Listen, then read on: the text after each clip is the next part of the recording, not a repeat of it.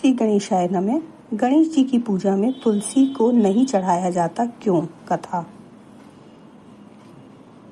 एक समय की बात है, नव यौवन संपन्ना तुलसी देवी नारायण पारायण हो तपस्या के निमित्त से तीर्थों में भ्रमण करती हुई गंगा तट पर जा पहुंची। वहां उन्होंने गणेश को देखा, जिनकी नई जवानी थी, जो अत्यंत सुंदर, शुद्ध और पीतांबर धारण किए हुए थे, जिनके सारे शरीर में चंदन की खौर लगी थी, जो रत्नों के आभूषणों से विभूषित थे। सुंदरता जिनके मन का अपहरण नहीं कर सकती, जो कामना रहित, जितेंद्रियों में सर्वश्रेष्ठ और योगेंद्रों के गुरु हैं, तथा मंद मंद मुस्काते हुए जन्म मृत्यु और बुढ़ापा का नाश करने वाले श्री कृष्ण के चरण कमलों का ध्यान कर रहे थे। उन्हें देखते ही तुलसी का मन गणेश की ओर आकर्षित हो गया। तब तुलसी उनके लंबोदर तथा गजमुख होने का कारण पूछकर उनका उपहास करने लगी। ध्यान भंग होने पर गणेश ने पूछा, वत्से, तुम कौन हो? किसकी कन्या हो?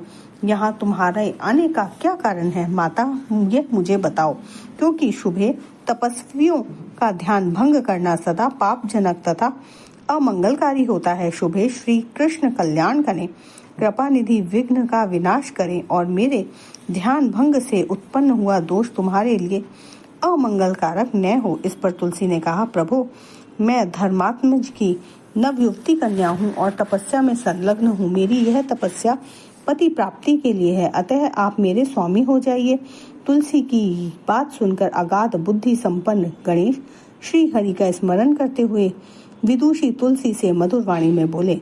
गणेश ने कहा, हे माता, विवाह करना बड़ा भयंकर होता है, अतः इस विषय में मेरी बिल्कुल इच्छा नहीं है, क्योंकि विवाह दुख का कारण होता है, उससे सुख कभी नहीं मिलता। यह हरि भक्ति का व्यवधान, तपस्या के नाश का कारण, मोक्ष द्वार का किवाड़, भव बंधन की रस्सी, गर्भवास कारक, सदा तत्व ज्ञान का छेदक और संशयों का उद्गम स्थान है। इसलिए महाभागे मेरी ओर से मन लौटा लो और किसी अन्य पति की तलाश करो। गणेश के ऐसे वचन सुनकर तुलसी को क्रोध आ गया। तब वह साध्वी गणेश को शाप देते हुए बोली, तुम्हारा विवाह होगा।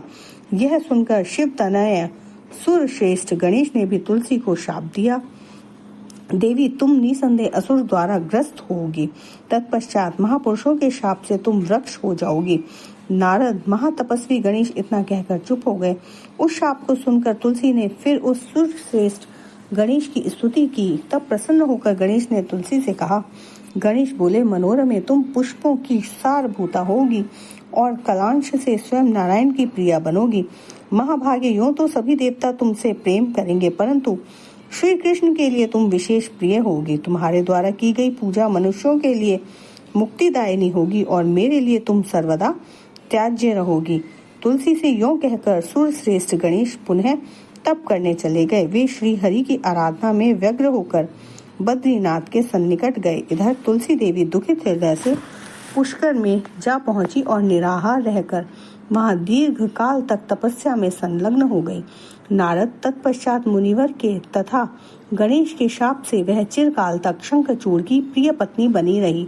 मुने तदंतर असुरराज शंखचूड़ शंकर जी के त्रिशूल से मृत्यु को प्राप्त हो गया। तब नारायण प्रिया तुलसी कलांश से वृक्ष भाव को प्राप्त हो गई। यह इतिहास जिसका मैंने तुमसे वर्णन किया है, पूर्व काल में धर्म के मुख से सुना था। इसका वर्णन अन्य पुराणों में नहीं मिलता। यह तत्व रूप तथा मोक्ष प्रदान करने वाला है। तदंतर महाभाग परशुराम गणेश का पूजन करके तथा शंकर और पार्वती को नमस्कार कर तपस्या के लिए वन को चले गए। इधर गणेश समस्त सुर श्रेष्ठों तथा मुनिवरों से वंदित एवं पूजित होकर शिव पार्वती के निकट स्थित हुए। जय श्री हरि विष्णु की जय। गणपति गणेश की जय।